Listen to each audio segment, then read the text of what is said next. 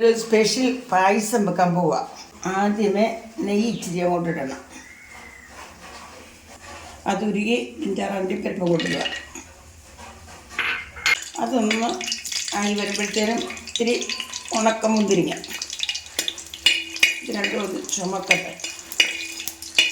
അതൊരു ബ്രൗൺ നിറമായി കഴിഞ്ഞ് അതിങ്ങനെ കോരട്ടെ.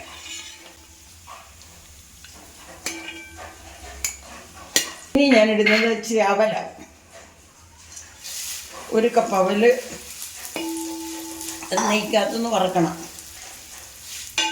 അത് മൂത്ത് വരുന്നതിൻ്റെ സൗണ്ട് കേട്ടോ, കിളിയിലാന്നത് കിളുന്നുണ്ട്. ഇനി അതിലോട്ട് 1 കപ്പ് പാലൊഴിക്കുക.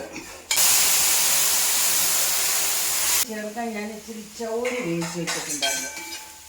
ചൗരി വേണമെന്നില്ല, ചൗരിയും കൂടെ ഒഴിച്ചു കൊടുക്കാം. ഈ ചൗരി വേവിക്കുന്നത് ഒരു തുള്ളി ഉപ്പൂടൊക്കെ ഇട്ടാൽ. പാൽപ്പായസമാണെങ്കിലും അതിന് ഇത്തിരി ഉപ്പ് ചേർക്കണം, അതല്ലെങ്കിൽ അതിനൊരു പച്ച ചുവ വരും. ചൗരി വേവിച്ചും കൂടെ ഇടാൻ പോവാം.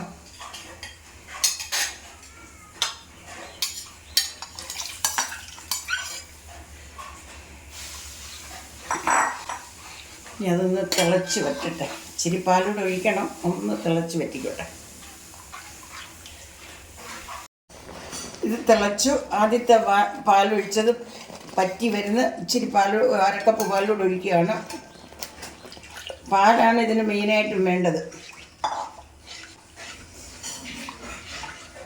ഏലക്ക പൊടിച്ചതിട്ടു.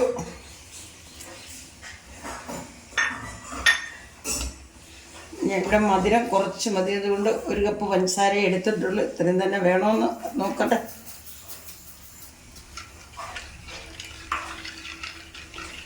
പിന്നെ നട്ട്സ് വറുത്തത്, മുന്തിരിങ്ങയും എല്ലാം കൂടെ അതും കൂടെ അങ്ങ് ചേർക്കുക. ഇതിനകത്ത് വേറെ പ്രത്യേകിച്ച് ഒരുപാട് കാര്യമൊന്നുമില്ല, ഇത്രയൊക്കെ ഉള്ളൂ.